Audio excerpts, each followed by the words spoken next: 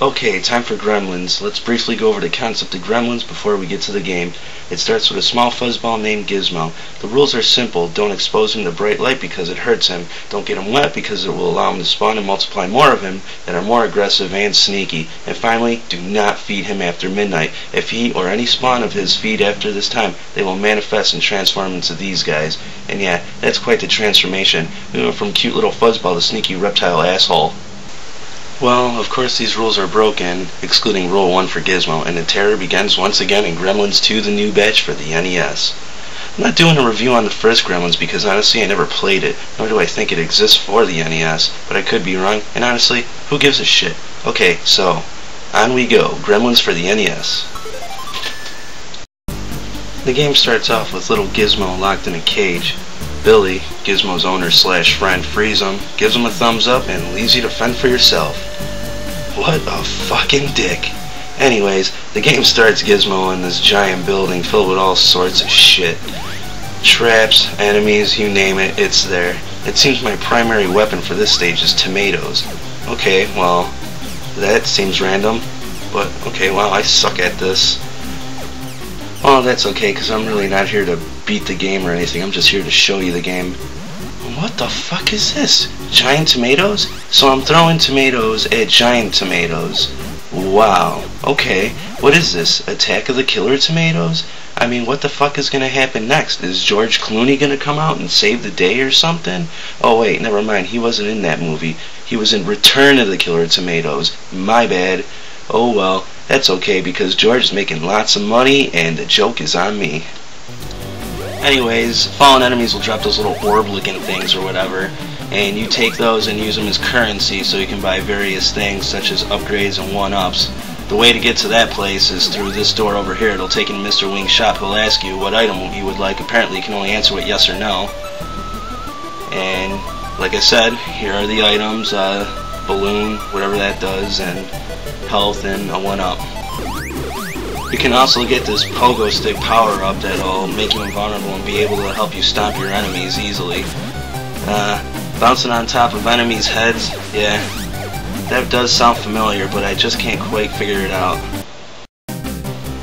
So anyways, look at this place though. I mean, this is a building where people actually go to work and receive paychecks from. I mean, this is one dangerous building. It's filled with a whole bunch of shit. Rats, bats, I mean, you name it, it's there. Look at it, there's even fucking spiders here. I mean, if they're gonna go to work, I'd imagine it's like something like this. Just flat out, there you are, suit and tie on your brand new pogo stick, fucking monsters up. You don't need the pogo stick if you find this little light bulb. It eliminates all enemies on screen. Kinda like in another familiar game. Whatever. I mean, seriously though, this game does have a lot of bads. I mean, if it wasn't one of the top-down views and it was a side-scroller like Castlevania, I would be thinking I was playing a fucking Castlevania game. Okay, another thing I want to talk about are these spikes. Now look at this direction is the direction I came from, right? Alright, so jump over this, jump over that. Now look at over here, look at these spikes. Look at, there's no other way to go. There's no secret, no nothing. Believe me, I tried. Why the fuck are those spikes there? They just went overkill. I mean, this is no exaggeration at all. It's just spikes after spikes after spikes after spikes. Watch this little run right here. Spikes, spikes, gremlin, spikes. Well, I'm pretty sure you get the point.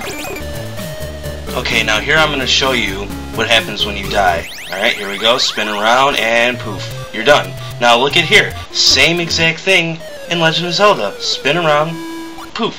Remember the way you die in Zelda 2? At least you don't die like that. It's like the end of the world.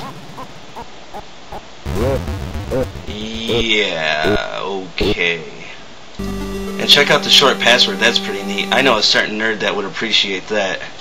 Really nothing more I can say about this game other than check out the cutscenes. They are pretty nice. Look at this right here. Look at how he kind of moves around, kicks around, to look on his face. I mean, it's pretty priceless.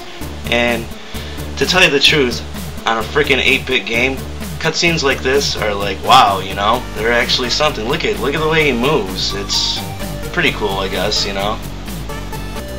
So yeah, as you advance, you'll get stronger. Your power-ups and your weapons will get only better. And it is actually a pretty fun little game for what it is worth, I'm not gonna lie. They actually did a good job on this game, minus some flaws, but, you know, that's cool. In conclusion, this game kind of reminds me of Gears of War. I mean, hear me out here. They took a lot of elements from good games and they applied it into their own game and made it really great. And that's how Gears was. It was a culmination of ideas already made from action games and just put it into one big pot, mixed it together, and made a totally kick-ass game. So there you have it. I'm really not gonna get into too much more detail about the game. I just kind of wanted to show you it. There really isn't much more to go over. I hope you enjoyed the video, and once again, I'm done with this shit. See you later.